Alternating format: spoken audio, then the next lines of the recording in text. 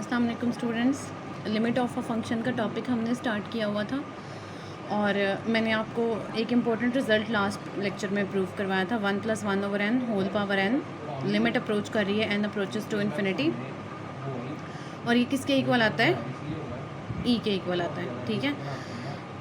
इसके बाद मैंने आपको असाइनमेंट के लिए दिया था कि इससे रिज़ल्ट की डिडक्शन है कि अगर हम 1/n की जगह पे x पुट कर दें तो फिर हमारे पास क्या होगा। 1/n की जगह पे जब x पुट कर देते हैं तो इस तरीके से फंक्शन हमारा चेंज हो जाता है। 1 + x आ जाता है, होल पावर 1/x हो जाती है, लिमिट अप्रोच कर जाती है 0 को, x अप्रोचेस टू 0, और ये भी हमें ई आंसर में देता है। ठीक है। अब ये दोनों बहुत इंपॉर्टेंट रिजल्ट्स हैं। इस रिजल्ट से रिलेटेड सबसे पहले हम एक एग्जाम्पल करते हैं। इन दोनों रिजल्ट्स को आपने याद रखना है। ये MCQs पॉइंट ऑफ व्यू से भी इम्पोर्टेंट हैं और वैसे भी क्वेश्चंस में तो बार बार यूज़ होंगे। एक्सरसाइज में ये वाला रिज़ल्ट आपका बार बार यूज़ होगा। ठीक है। तो जो क्वेश्चन हमने करना है उसको देखें। हमारे पास क्वेश्चन है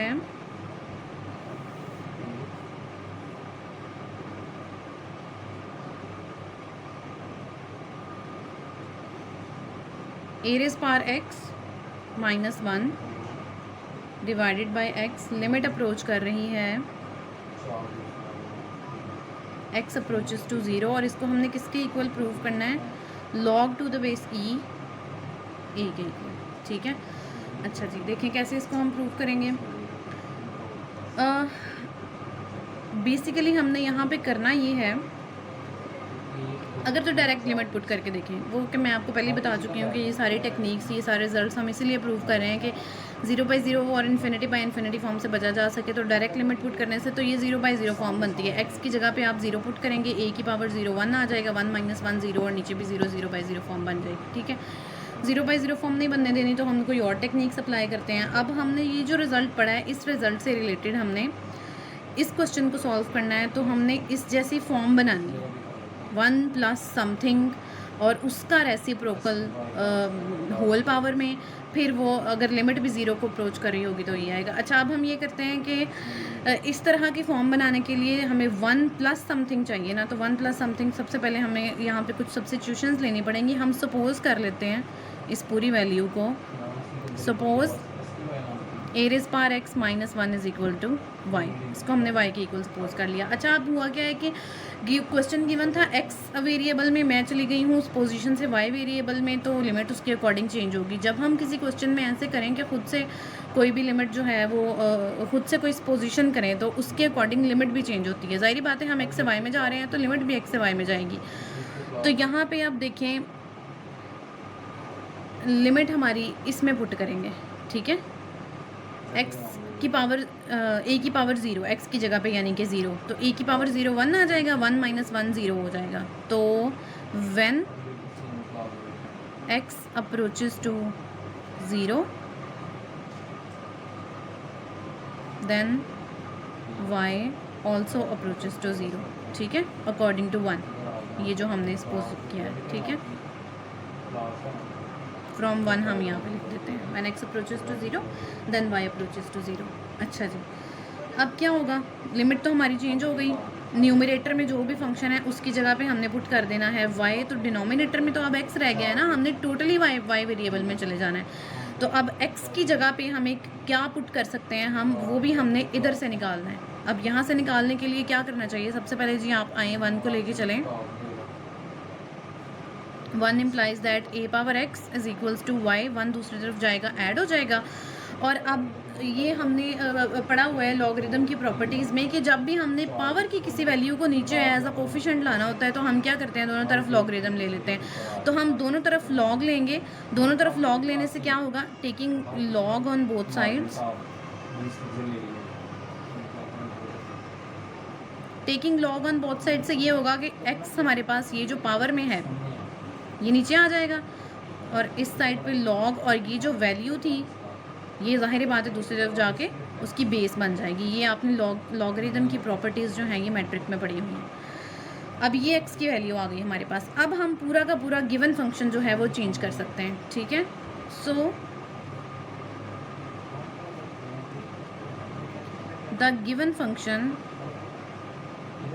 will become गिवन फंक्शन हमारे पास क्या बन जाएगा, लिमिट भी हम चेंज कर चुके हैं, ठीक है। y अप्रोचेस टू 0, पूरा का पूरा फंक्शन y में चला गया है। e⁻x-1 की जगह पे हमारा y है और x की जगह पे हमारे पास है log to the base a y+1, ठीक है। अच्छा जी, अब मैं करना क्या चाह रही हूँ, मैं ये वाला जो है ये वाली फॉर्म किसी तरीके से बनाना चाह रही थी ना, तो इसके लिए हमने ये करना होगा 1 + y, तो मैं इसको लिख दूँगी 1 + x है ना, तो मैं इसको 1 + y लिख दूँगी। अब दूसरा ये कि अब मुझे होल पावर के अंदर 1/y चाहिए, तो 1/y को होल पावर में लाने के लिए सबसे पहले मैं क्या करती हूँ, इस y को नीचे शिफ्ट कर लेती हूँ, ये नीचे डिनोमिनेटर के भी डिनोमिनेटर में चला जाएगा, ठीक है। यानी हाँ, आप ये कह सकते हैं कि मैंने अप एंड डाउन y से डिवाइड कर लिया है, ठीक है, अप एंड डाउन y से डिवाइड कर लिया है, तो ऊपर जो है वो कैंसिल हो जाएगा, नीचे वाला आ जाएगा। तो यहाँ से मैंने अप एंड डाउन y से डिवाइड किया, तो हमारे पास ये चीज़ आ गई,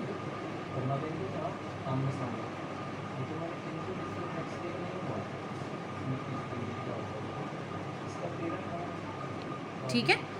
अप एंड डाउन y से डिवाइड कर लिया, ऊपर वाला y से कैंसिल हो गया, नीचे जब डिवाइड करेंगे तो ज़ाहिर है इस तरह डिवाइड में आएगा। अब ये भी आपने लॉग की प्रॉपर्टीज़ पढ़ी हुई हैं कि लॉग के पीछे आपके पास जो भी फंक्शन या जो भी वैल्यू होती है वो लॉग उसको अगले फंक्शन की पावर में ले जाता है, ये भी आपने लॉग की प्रॉपर्टीज़ में पढ़ा हुआ है। सो अब यहाँ पे यही होने वाला है 1/log to the base a 1 + y, और ये जो 1/y था जिसको यहाँ पे मैंने सर्कल आउट किया, ये हमारे पास पावर में आ जाएगा। ये लॉगरिदम की प्रॉपर्टीज़ के थ्रू पॉसिबल हुआ है। और यहाँ पे एक चीज़ मिसिंग है, लिमिट आपने लाजमी साथ साथ मेंशन करते जाना है, ये वाली जो लिमिट है, ठीक है। Limit y approaches to 0 1/log a 1 + y whole power 1/y। अच्छा, अब यहाँ पे हमने लिमिट की प्रॉपर्टीज़ में पढ़ा था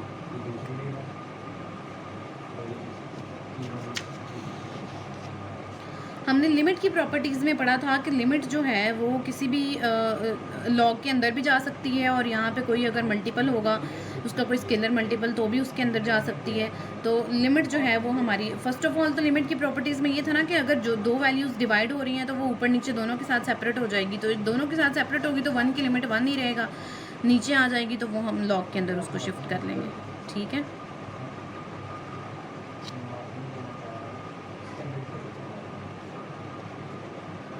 अब देखिए मेरे पास बिल्कुल ये बन चुका है, ठीक है। Limit y approaches to 0 1 + y 1/y, तो ये किसके इक्वल आ जाएगा, फिर e के इक्वल आ जाएगा, ठीक है। अब जब ये e के इक्वल आ जाएगा तो हम इसका रेसिप्रोकल ले लेते हैं। रेसिप्रोकल लेने से ये होगा कि बेस वैल्यू बन जाएगी, वैल्यू बेस बन जाएगी। ये भी लॉग की प्रॉपर्टीज़ होती हैं, ये लॉग की 4-5 किस्म की प्रॉपर्टीज़ हैं जो हम मैट्रिक में पढ़ के आए हुए हैं। जब हम इस पूरी वैल्यू का रेसिप्रोकल लेंगे तो ऊपर जाके जो है वो बेस जो है वो वैल्यू बन जाएगी और वैल्यू जो है वो बेस बन जाएगी, ठीक है। और यही हमने प्रूव करना था, ठीक है, which is equals to right hand side. यहाँ पे ये भी हम कर सकते थे वैसे कि log to the base e जो है ना, वैसे तो यही प्रूव करना था, हमने प्रूव कर दिया है। जिस log की बेस e हो जाए वो नेचुरल log हो जाता है ना, ln भी हम इसको यहाँ पे लिख सकते थे, ln ऑफ a भी इसका आंसर आ सकता था, ठीक है। तो ये एक इम्पॉर्टेंट रिजल्ट हमने प्रूव किया है, इस रिजल्ट से रिलेटेड जो मैंने प्रीवियस लेक्चर में आपको रिजल्ट प्रूव करवाया था, ठीक है। नेक्स्ट देखते हैं।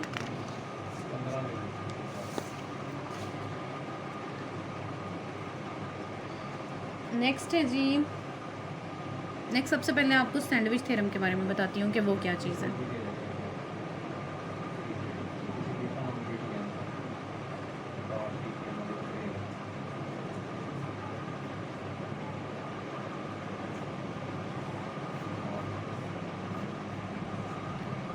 अच्छा, ये जो हमने अभी रिज़ल्ट किया और एक एग्जांपल मैंने आपको करवाई, इसके बाद दूसरी एग्जांपल्स भी हैं, बल्कि ऐसा करना चाहिए कि आपको मैं दूसरे रिज़ल्ट से रिलेटेड भी एक एग्जांपल करवा देती हूँ ताकि आपको ठीक से आइडिया हो जाए। इसके बाद हम इस पे आते हैं सैंडविच थ्योरम वाले रिज़ल्ट पे। तो अभी मैं आपको करवाती हूँ एक एग्जांपल जो कि है आपके पेज नंबर 28 पे, ठीक है, और वो इस वाले रिज़ल्ट से रिलेटेड है, ठीक है।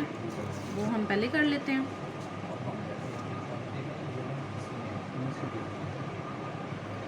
अच्छा जी, तो ये है क्वेश्चन हमारे पास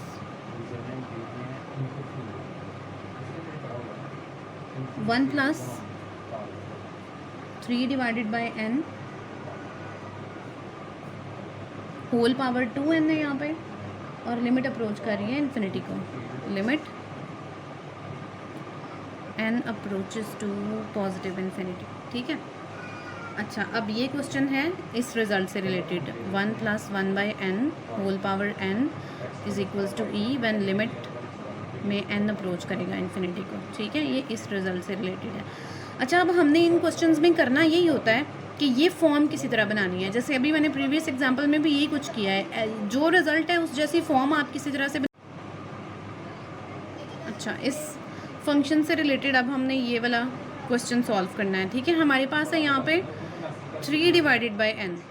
ठीक है, और इसका रेसिप्रोकल हमें पावर में चाहिए n डिवाइडेड बाई 3। तो फिर जो है वो n अप्रोचेस टू इन्फिनिटी, वो बिल्कुल इस तरीके की फॉर्म बन जाएगी, 1 और 1 प्लस n, और उसका रेसिप्रोकल ऊपर, और वो हमारे पास e आंसर में दे देगा। अब हमें जो 3 यहाँ पावर में चाहिए n डिवाइडेड बाई 3, क्योंकि ये 3 डिवाइडेड बाई n है, हमें n डिवाइडेड बाई 3 चाहिए, तो इसके लिए हमें पावर को 3 से मल्टीप्लाई और डिवाइड करना पड़ेगा। ठीक है, limit n approaches to infinity 1 plus 3 divided by n, इसकी पावर में हमें चाहिए n बाई 3, लेकिन हमारे पास 2n है। हम क्या करेंगे, पावर को 3 से मल्टीप्लाई और डिवाइड कर लेंगे। ठीक है, अब जब हम पावर को 3 से मल्टीप्लाई और डिवाइड करेंगे तो इसको अपने मुताबिक जो हमें रिक्वायर्ड है जैसी फॉर्म, उसके मुताबिक इसको अरेंज कर लें, जो एक्स्ट्रा चीज़ें हैं उनको साइड पे कर लें। अब हमें ये वाला n चाहिए और ये वाला 3 चाहिए। ठीक है, n डिवाइडेड बाई 3, 2 एक्स्ट्रा है, 3 एक्स्ट्रा है, 2 मल्टीप्लाई बाई 3 6 हो गया। ठीक है, तो अब हम क्या करते हैं, इस 6 को होल पे ले जाते हैं, limit n approaches to infinity 1 plus 3 by n by 3 whole power 6। अब यहाँ पे लिमिट की प्रॉपर्टीज़ में प्रीवियस लेक्चर में मैंने आपको बताया था कि लिमिट की प्रॉपर्टीज़ में अगर होल के ऊपर पावर हो हमारे पास, तो वो लिमिट समेत होल पे चली जाती है, लिमिट यानी कि अंदर अप्लाई हो जाती है। तो लिमिट अब अंदर अप्लाई हो जाएगी, n approaches to infinity 1 plus 3 by n by 3 और होल पे 6 चला गया। अब ये हमारे पास जो स्क्वायर ब्रैकेट के अंदर है, ये बिल्कुल हमारा रिजल्ट है जो हमें रिक्वायर्ड है। 1 प्लस जो भी वैल्यू है ऊपर उसका रेसिप्रोकल है, और लिमिट अप्रोच कर रही है इन्फिनिटी को। ये वाली सारी रिक्वायरमेंट्स जो हैं ये हमारे पास पूरी हैं। सो हमें इसका आंसर मिल जाएगा इस पोर्शन का ई, और ऊपर जो होल पावर 6 थी वो एज इट इज़ रहेगी। ठीक है, तो ये हमारे पास आंसर है। अब ये हमने क्वेश्चन कर लिया। दूसरे रिजल्ट से रिलेटेड भी 2 रिजल्ट प्रूव करवाए हैं, दोनों से रिलेटेड हमने क्वेश्चन कर लिया। ठीक है, अब जो है मैं आपको सैंडविच थ्योरम के बारे में पहले बताने लगी थी, अब बताती हूँ। ठीक है, सैंडविच थ्योरम क्या चीज़ है। सैंडविच थ्योरम ये है कि अगर हमारे पास 3 फंक्शंस मौजूद हों, let's say f of x, g of x,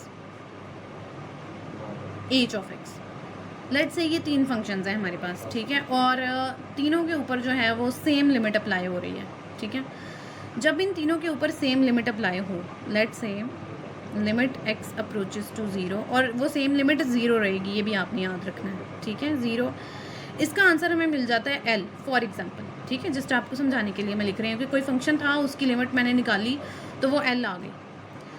अब अच्छा, इन तीनों पे कंडीशन भी है, इन तीनों पे कंडीशन क्या है, जो f है that must be less than or equal to gx and that must be less than or equals to h of x। ये तरतीब इनकी लाजमी है। इस अगर ये होगी तो फिर ही सैंडविच थ्योरम जो है वो काम कर सकेगा। f छोटा है g से और g छोटा है h से। ठीक है, इस तरीके के साथ हमारे पास 3 फंक्शंस हैं, और उन 3 फंक्शंस में से फर्स्ट और लास्ट की लिमिट अगर सेम आ जाती है, f ऑफ x पे लिमिट ली l आ गई, h ऑफ x पे लिमिट ली x अप्रोचेस टू 0 l आ गई। लेट्स से अगर ऐसा होता है, 3 फंक्शंस हैं हमारे पास, उन तीनों की तरतीब क्या है, f of x is less than or equal to g of x and g of x is less than or equal to h of x, और उनमें से फर्स्ट का आंसर और लास्ट की लिमिट, यानी कि आंसर मीन लिमिट, उन दोनों की लिमिट्स इक्वल आ जाती हैं, तो सैंडविच थ्योरम ये कहता है कि दरमियान वाले की लिमिट भी फिर वही होगी जो उन दोनों की थी। ठीक है, if these two results hold, then limit of g of x when x approaches to 0 will also be equals to L. ठीक है, ये सैंडविच थ्योरम है। सैंडविच थ्योरम का जस्ट इसके बारे में जस्ट आपको बताना था, इसका प्रूफ नहीं शामिल है। इससे रिलेटेड एक रिज़ल्ट है जो हमारा यहाँ पे बहुत इंपॉर्टेंट है और ये अक्सर क्वेश्चंस में पेपर में आ जाता है। ठीक है, तो अब हम ये वो रिज़ल्ट करते हैं। रिज़ल्ट हमारे पास क्या है, उसके लिए उसके अंदर सैंडविच थ्योरम यूज़ होना था, इसलिए मैंने आपको सैंडविच थ्योरम के बारे में यहाँ पे बता दिया है। ठीक।